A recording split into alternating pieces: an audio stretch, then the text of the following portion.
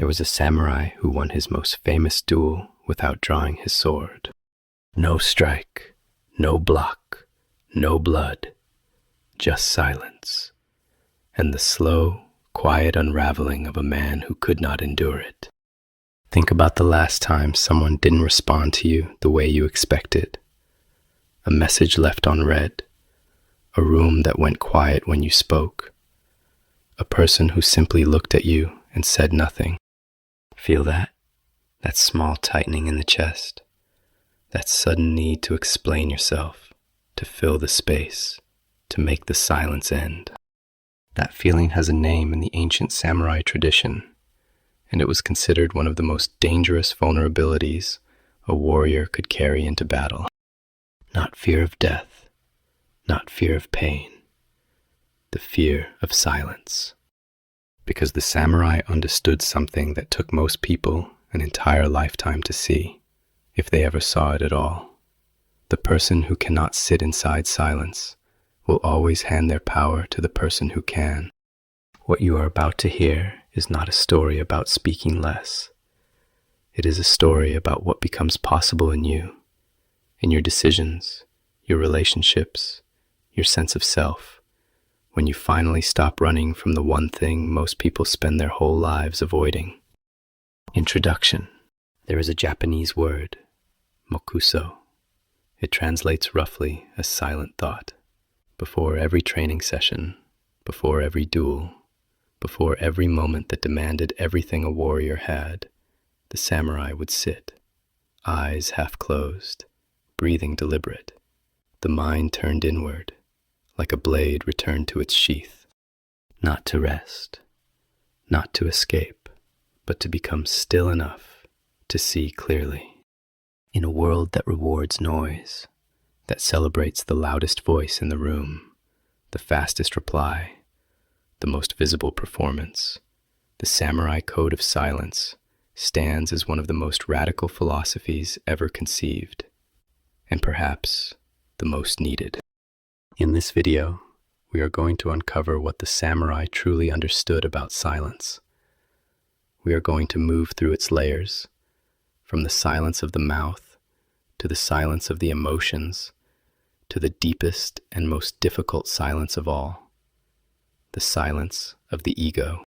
And along the way, we are going to follow one man's story, a man who, like most of us, thought he understood strength, until the moment life showed him he understood nothing at all. Chapter 1. The Man Who Spoke Too Much. His name, for the purposes of this story, is Kenji. He is not famous. He is not a warrior. He is a man in his early 30s, living in a city, working in an office, carrying the particular kind of exhaustion that comes not from doing too much, but from performing too much. Kenji was good at his job. Clever, articulate, fast. In meetings, he was always the first to speak. He filled silences the way water fills a crack, automatically, without thinking. He believed this was confidence. He believed that the one who speaks most is the one who leads. His relationships told a different story. His colleagues respected his output, but avoided his company. His closest friendships had grown thin and distant. His romantic relationship, once warm, had become a series of debates he always won, and a connection that kept quietly losing ground. Kenji didn't understand what was happening. He was doing everything right. He was smart. He was vocal. He was visible. And yet something essential was slipping away. What Kenji did not know, what none of us are taught, is that speaking too much is not a sign of strength. In the philosophy of Bushido, the ancient code of the Japanese warrior, it was considered a form of disorder, a symptom of an untrained mind. The samurai had a name for it. They called it kuchiga karui, a light mouth, a mouth without weight, without discipline, without the gravity that comes from knowing when words serve truth and when they serve only the self. The most dangerous enemy a samurai could face, the ancient masters taught, was not the one standing across from him. It was the unguarded voice within, the impulse to speak before thinking, to react before understanding, to fill silence with noise because silence itself felt too uncomfortable to endure. And that discomfort, that inability to sit inside emptiness, was considered one of the deepest signs of inner weakness. Chapter 2. What the Samurai Knew About Silence. Miyamoto Musashi was perhaps the greatest swordsman who ever lived. He fought in over 60 duels and survived them all. He wrote the Book of 5 Rings, a text on strategy, discipline, and the nature of combat that is still studied by military commanders and business leaders 5 centuries after his death. Musashi was not a man of many words. He was a man of extraordinary presence. There is a story, almost certainly true in spirit, if not in every detail, that a young and ambitious swordsman once traveled for weeks to challenge Musashi to a duel. When he finally arrived and found the old master sitting alone beside a river, he issued his challenge loudly, full of fire and pride. Musashi did not respond. He simply looked at the young man, not with contempt, not with amusement, with a kind of deep, still attention that felt more unsettling than any threat. The young swordsman shouted again. Still, Musashi said nothing. The silence stretched, and the young man, without a single strike being thrown, began to feel something unravel inside himself. His certainty wavered. His posture changed. His breathing, once controlled and deliberate, became shallow and fast. Eventually, the young man lowered his sword and left. The duel was over before it began, and Musashi had won it entirely with silence. This was not a trick. This was not a technique. This was the natural result of a mind so thoroughly trained, so deeply settled, that it could not be moved by the noise of another person's ego.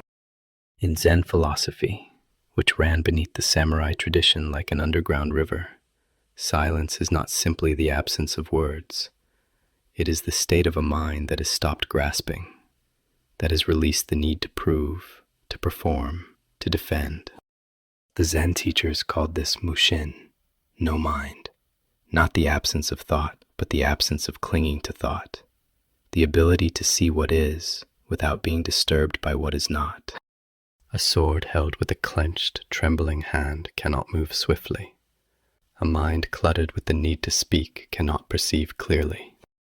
Silence, in this tradition, was not passive. It was the sharpest form of readiness. Chapter 3. The Discipline of the Unspoken Word. Back to Kenji. The moment that changed everything for him came not in a crisis, but in a quiet one.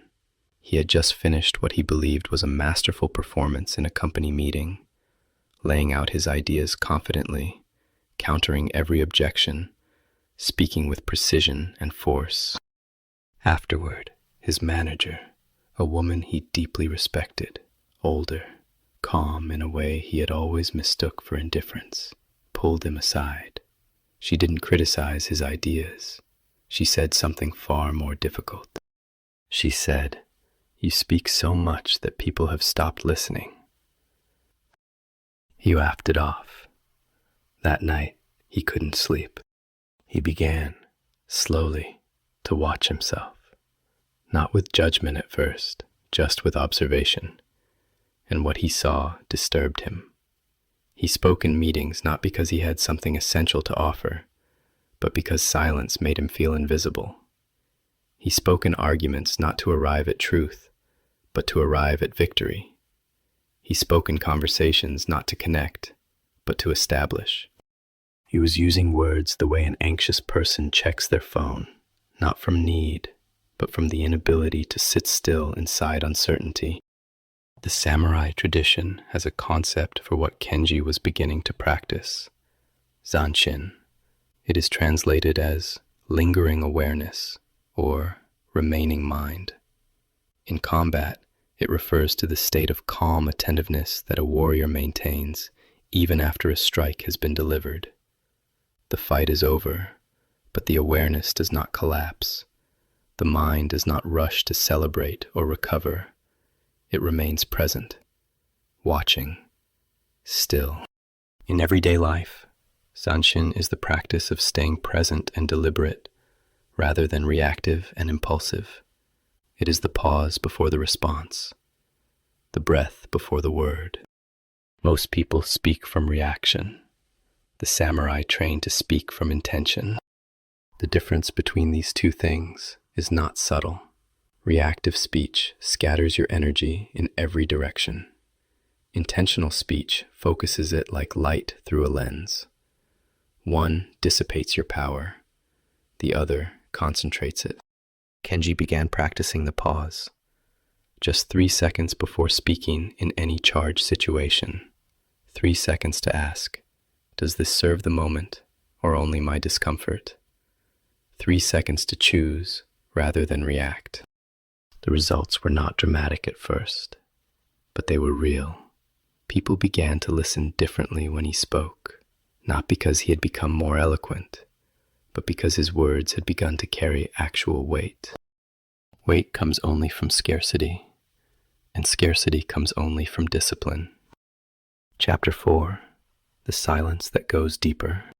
There is a layer of silence beyond the control of the mouth. It is the hardest to reach and the most transformative to inhabit. The samurai called it seishin, spiritual composure, the stillness not just of speech, but of the interior world, the emotions, the judgments, the running commentary that most of us experience as the default condition of being alive. In the Hagakure, the hidden leaves, written by the samurai Yamamoto Tsunetomo in the early 18th century, there is a line that has been quoted and misunderstood more than almost any other in the warrior tradition. The way of the samurai is found in death. People hear this and think it means recklessness, fatalism, a willingness to die in battle. But Tsunetomo meant something more precise and more radical. He meant that the samurai who has fully accepted the reality of his own death has nothing left to defend, no reputation to protect, no ego to preserve, no performance to maintain. And in that total surrender, not to defeat, but to impermanence, a profound freedom becomes available. When you are not defending yourself, you can perceive reality accurately. When you are not managing your image, you can actually be present. When you are not narrating your own story, you can hear other people's. This is the silence of the ego, and it is the most powerful silence of all. Modern psychology has arrived, through very different roads, at remarkably similar conclusions. The research on what is called ego depletion, the exhaustion that comes from constantly managing how others perceive you, shows that the performance of identity consumes enormous cognitive and emotional resources. People who have less need to maintain a constructed self-image show dramatically higher levels of clarity, resilience, creativity, and social intelligence. The samurai did not have the vocabulary of neuroscience, but they mapped this territory with extraordinary precision. Fudoshin, immovable mind, the state in which you are so settled in your own nature that external provocation cannot disturb you, not because you have become cold or detached, but because you have become so fully present that there is nothing for disturbance to grab onto. A blade cannot cut water, not because water is tough, but because water does not resist. Chapter 5. The transformation Kenji did not expect. Several months after his manager's quiet observation, Kenji found himself in a confrontation he could not avoid.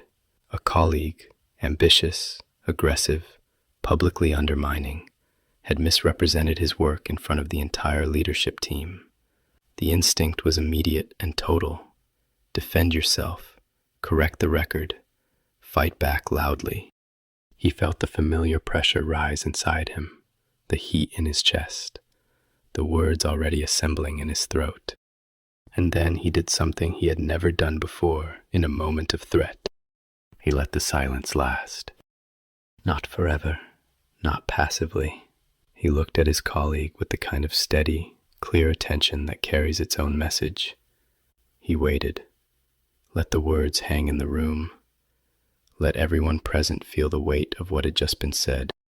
And then, slowly, calmly, without heat or performance, he corrected the record in 4 sentences.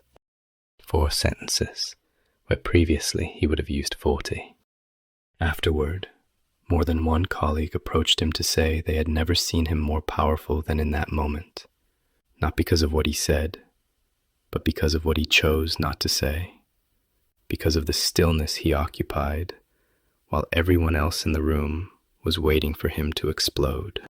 He had, without fully realizing it, begun to embody something the samurai called Meiyo, honor.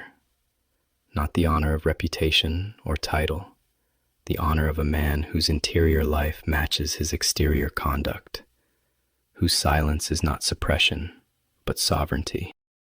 This is the distinction that most motivational culture misses entirely. It tells people to speak up, to advocate for themselves, to be louder, and there are times when that is necessary.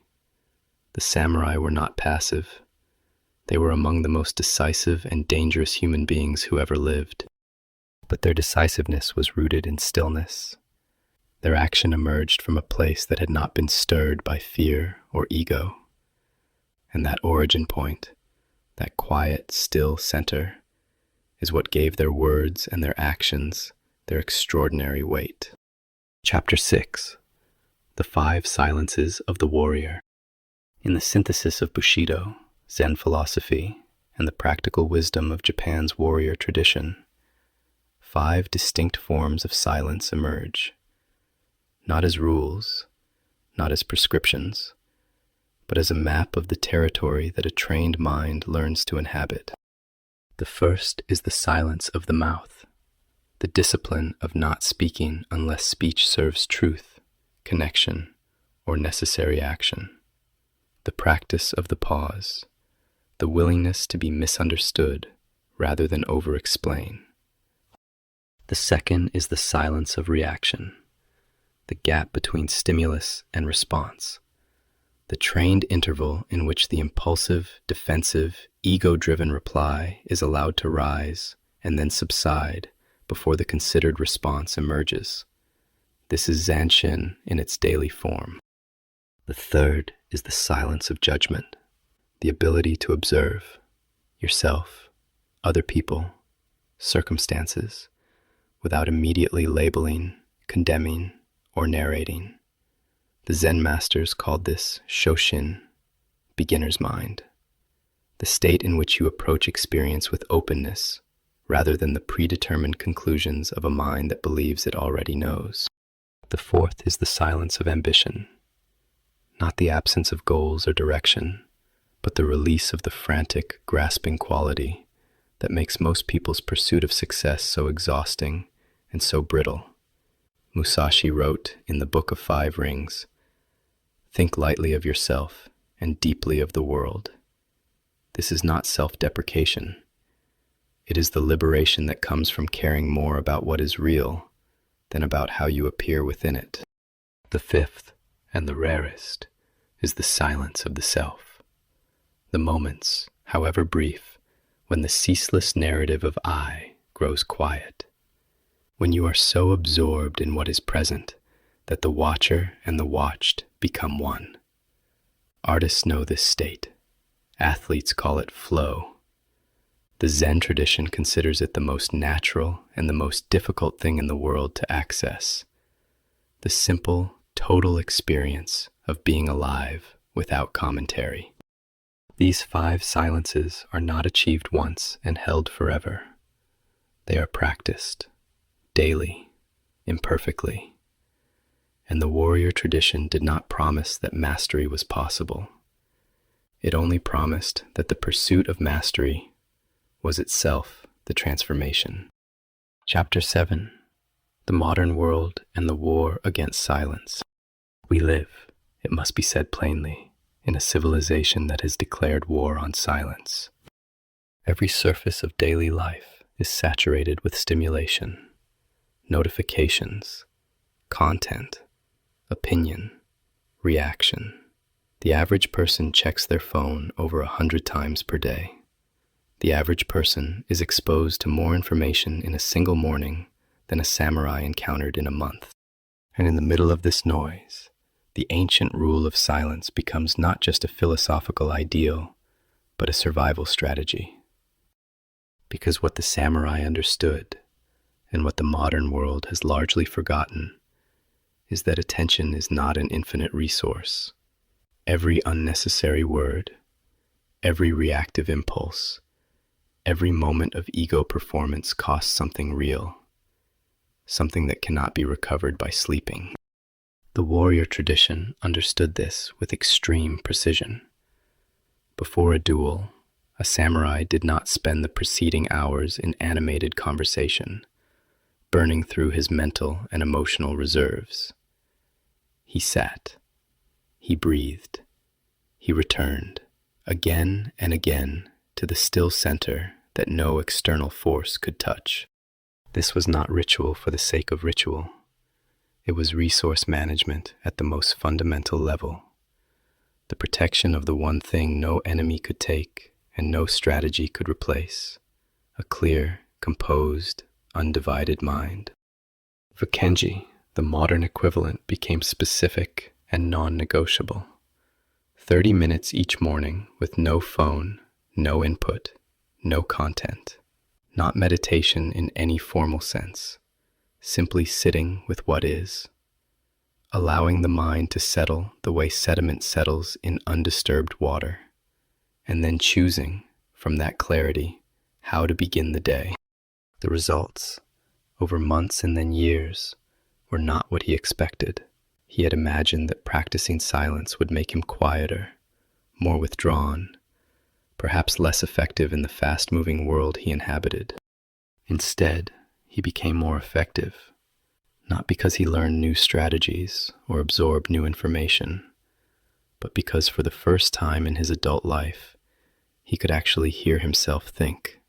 He could feel the difference between a response that came from wisdom and one that came from fear. He could pause at the edge of a decision long enough to ask whether it was truly his or simply a reaction to someone else's noise. The samurai would have recognized this immediately. They had a term for it, kokoro, heart-mind, the unified state in which thought and feeling are not in conflict, in which action arises from an integrated self rather than a fractured one. This is what silence protects. Not your reputation, not your comfort, your kokoro, the living center of who you actually are. Conclusion: what you learned too late. There is a line from the Zen tradition that has survived centuries because it contains within it a complete philosophy of living. Before enlightenment, chop wood, carry water. After enlightenment, chop wood, carry water. The outer life does not necessarily change. The inner life changes everything. Kenji still works in the same city. He still attends meetings. He still faces the daily friction of a life lived among other imperfect human beings. The circumstances of his life are not so different from what they were when he began. But he is different, not in the way that motivational content promises, radically transformed, unrecognizable, arrived at some permanent summit of self-mastery. Just different in the way that a blade that has been properly tempered is different from one that is not. Stronger, precisely where it has been tested. More flexible, without being weak. Capable of an edge that softer metal cannot hold. The samurai did not seek silence because the world was too loud. They cultivated silence because they understood that the quality of every decision, every relationship, every action flows directly from the quality of the mind behind it. And the quality of the mind is determined, more than any other single factor, by what it is allowed to rest in. Noise rests in noise and produces more noise. Silence rests in itself and produces clarity. The rule of silence is not a rule of withdrawal. It is a rule of return. Return to the breath. Return to the present moment. Return to the clear, still, undisturbed awareness that exists beneath every thought you have ever had, and that no circumstance has ever actually been able to touch. The samurai learned this in the shadow of death, under the pressure of consequences most of us will never face. But the invitation is the same for all of us, and it is available right now, in whatever ordinary, unremarkable moment you find yourself inhabiting. The loudest person in the room is not the most powerful. The most powerful person in the room is the one who needs nothing from it, who carries, in the center of their silence, a kind of fullness that noise cannot provide and cannot take away. Most people learn this too late. You don't have to.